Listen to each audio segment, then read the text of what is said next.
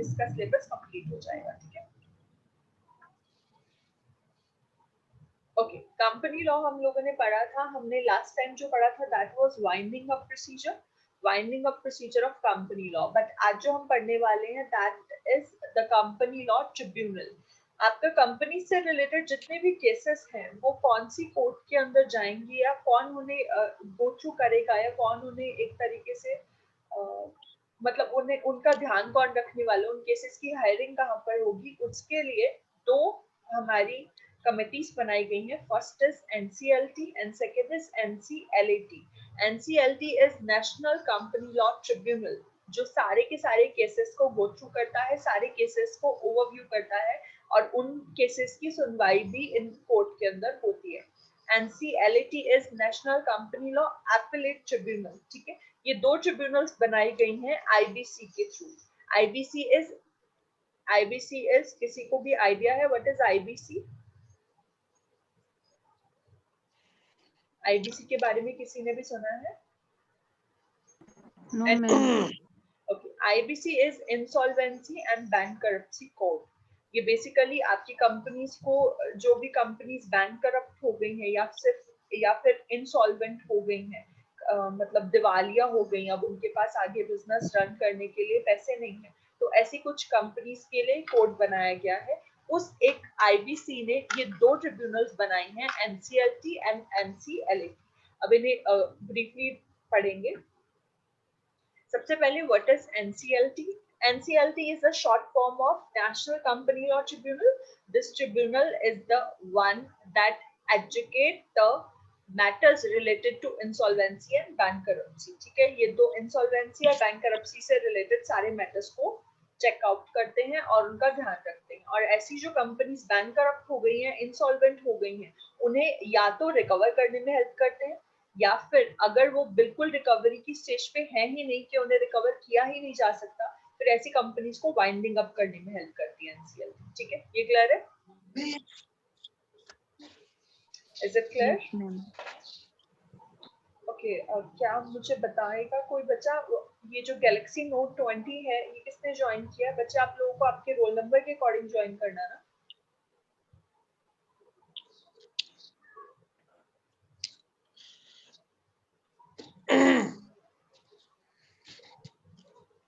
क्या आप मुझे एक बार अपना रोल नंबर बताओगे प्लीज? जो डिफरेंट नेम से ज्वाइन किया है जिस बच्चे ने, क्या आप मुझे अपना रोल नंबर बताएंगे? जी मैम। कहा तो इट्स नॉट अबाउट यू बच्चे, आपका तो नाम शो हो रहा है ना। एक और पार्टिसिपेंट है मैम मेरा वो है, आपका मोइका तो लिखा आ रहा है, डोंट वरी मोइका, तो आपका आ रहा है, वो चीज दिख रहा है। गैलेक्सी नोट 20 से ज्वाइन किया है किसी ने। आप प्लीज मुझे या तो अपना नाम बता दीजिए या फिर अपना रोल नंबर बता दीजिए, सो दैट मैं अटेंडेंस का भी देख पाऊं। Galaxy note 20, am I audible to you? I think voice नहीं जा रही, चलो कोई बात नहीं। ओके, NCLT तक सबको क्लियर है? किसी को यहाँ तक कोई डाउट है? आगे कंटिन्यू करूं? प्रतिभा, न्योम, हिकम एंड मोइका, किसी को भी कोई डाउट है? No ma'am. Clear, ma'am. Alright, आगे करते हैं।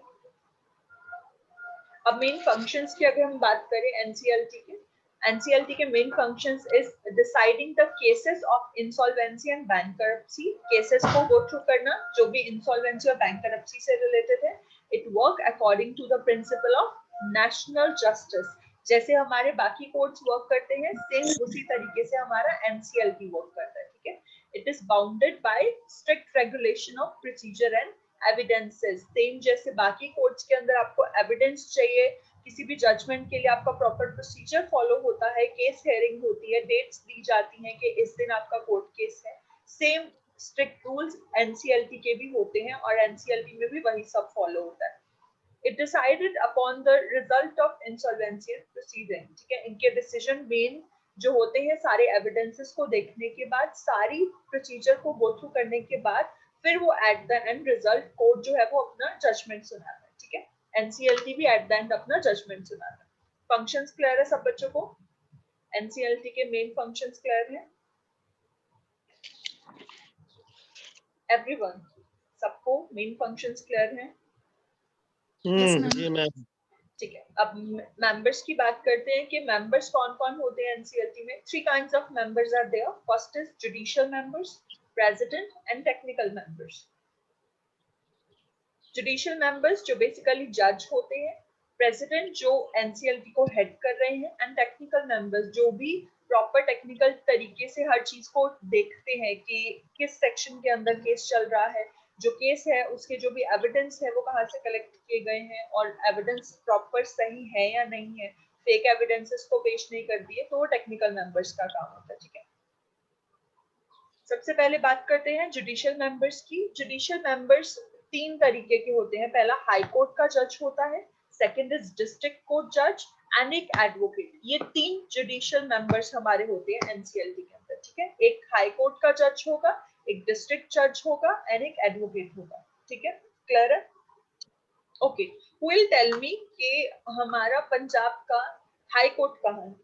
किसी को आइडिया है? अच्छा, पंजाब का ना सही, अरुणाचल का आइडिया हो, कहीं का भी आइडिया हो, आप किसी हाई कोर्ट के बारे में जानते हो? किसी को भी आइडिया है?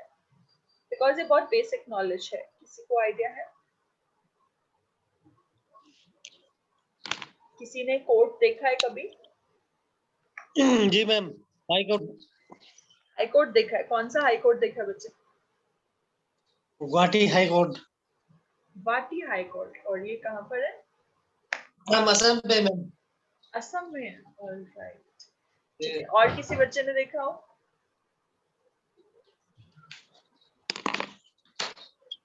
Any other student? No ma'am. कौन सा देखा बच्चे, या नहीं देखा? नहीं देखे मैम। नहीं देखा। ओके, प्रतिभा आपने देखा है?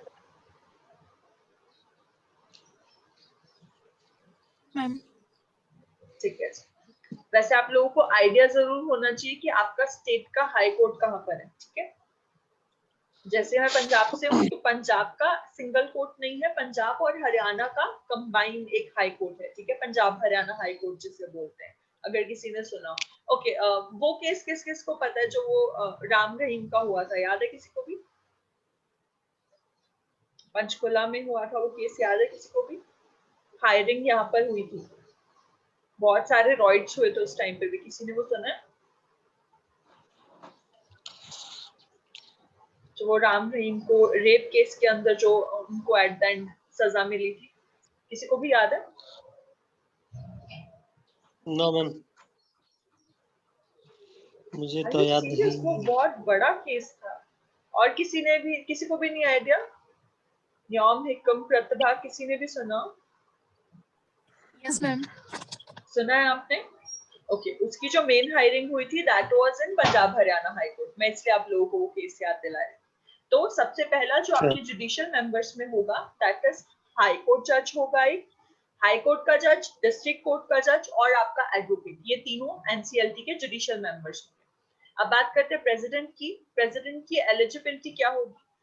The president should have been high court जज फॉर 5 years। कम से कम हाई कोर्ट में 5 साल तक उस पर्सन को जज होना जरूरी है जो भी एनसीएलटी का प्रेसिडेंट बनना चाहता है। ठीक है, secondly he should be appointed on consultancy from CJI। CJI is Chief Justice of India। The Chief Justice of India की कंसल्टेंसी के बेसिस के उस पर्सन को अपॉइंट किया जाएगा as a president of NCLT. Without CGI order, without CGI's consultancy आपका NCLT president कभी appoint नहीं हो सकता। फर्स्ट एलिजिबिलिटी 5 साल का आपका हाई कोर्ट एक्सपीरियंस होना चाहिए। सेकेंडली सीजीआई ने आपको अपॉइंट किया होना चाहिए। क्लियर है ये सबको? जी। आप टेक्निकल मेंबर्स की बात करते हैं तो यहाँ पर 5 टेक्निकल मेंबर्स होते हैं। First is PCS. PCS is provisional civil service. PCA is prompt correction action officer. Then PCWA and joint secretary और लेबर कोर्ट प्रेसिडेंट। ये 5 टेक्निकल मेंबर्स हैं, इनपे ज्यादा ध्यान देने की जरूरत नहीं है, जिससे आप इनका नाम गो थ्रू कर लोगे that is sufficient for NCLT. ठीक है, टेक्निकल मेंबर्स पे इतना ज्यादा ध्यान देने की जरूरत नहीं। तो हमने 3 तरीके के मेंबर्स पढ़े। फर्स्ट वाज जुडिशियल मेंबर्स, जिसमें तीन मेंबर्स आएंगे, हाई कोर्ट जज, डिस्ट्रिक्ट कोर्ट जज एंड एडवोकेट। सेकेंडली हमने पढ़ा जुडिशियल मेंबर्स के बाद हमने प्रेसिडेंट का पढ़ा। अब मुझे प्रेसिडेंट की एलिजिबिलिटी क्राइटेरिया कौन बताएगा? Who will tell me president's eligibility criteria? NCLT president कैसे अपॉइंट होता है?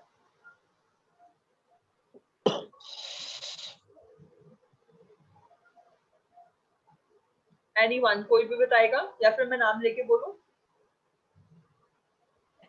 वॉलेंट्रीली बोल दीजिए, अदरवाइज फिर मैं नाम लूं।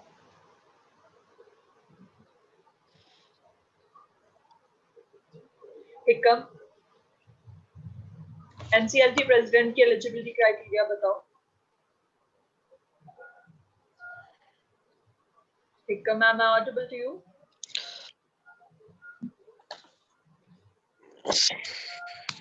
Roll number 807, Hikam. Ma'am, 5 years. Sorry? 5 years. 5 years of experience किस चीज का?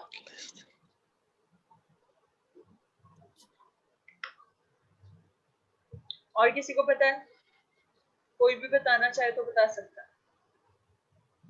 न्योम, प्रतिभा, मोहिका, तो हाँ जी बोलो, बोलो बच्चे। 5 years का हाई कोर्ट। ठीक है, 5 years का हाई कोर्ट का एक्सपीरियंस होना चाहिए। सेकंड मैंने क्या बोला था? 10 years. 10 years नहीं बच्चे, पता नहीं मैम, बोलिए। चलो एक तो एलिजिबिलिटी क्राइटेरिया बता दिया आपने, सेकंड कौन बताएगा? फर्स्ट, वेरी गुड हिकम, आपको आइडिया था उस चीज का। सेकंड किसको पता है? जल्दी जल्दी बताओ, अभी पढ़ा हमने जस्ट।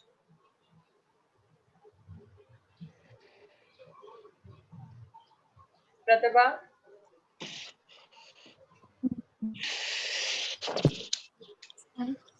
सेकंड पॉइंट बताओ बच्चे, प्रेसिडेंट एलिजिबिलिटी क्राइटेरिया में सेकंड पॉइंट क्या था? पहला तो हिकम ने बता दिया कि 5 years of high court experience होना चाहिए। सेकंड क्या था?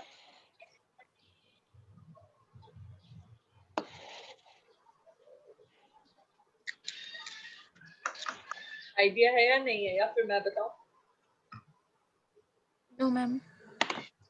35 above नहीं बच्चे, ऐसा कुछ भी नहीं है। 36. नहीं, इट वाज जस्ट कि आपका सीजीआई आपको अपॉइंट करेगा, प्रेसिडेंट को chief justice of India appoint करेगा। सेकंड क्राइटेरिया ये था, ठीक है। चीफ जस्टिस ऑफ इंडिया की कंसल्टेंसी से ही प्रेसिडेंट ऑफ एनसीएलटी अपॉइंट किया जाएगा। फर्स्टली 5 साल तक उसका हाई कोर्ट एक्सपीरियंस होना चाहिए। ऐसे जो लोग हैं जिनका 5 साल का हाई कोर्ट का एक्सपीरियंस है, उनके एप्लीकेशंस जो हैं वो सीजीआई के पास जाएंगे, चीफ जस्टिस ऑफ इंडिया उनको गो थ्रू करेंगे, उनमें से बेस्ट जो उनको लगता है उन्हें वो as a NCLT president appoint कर देते हैं। ठीक है, क्लियर हुआ? Yes ma'am. ऑलराइट, जितना मैंने आज पढ़ाया सभी को क्लियर है ना? किसी को कोई डाउट तो नहीं है अब तक? No ma'am. चलो गुड। नाउ अब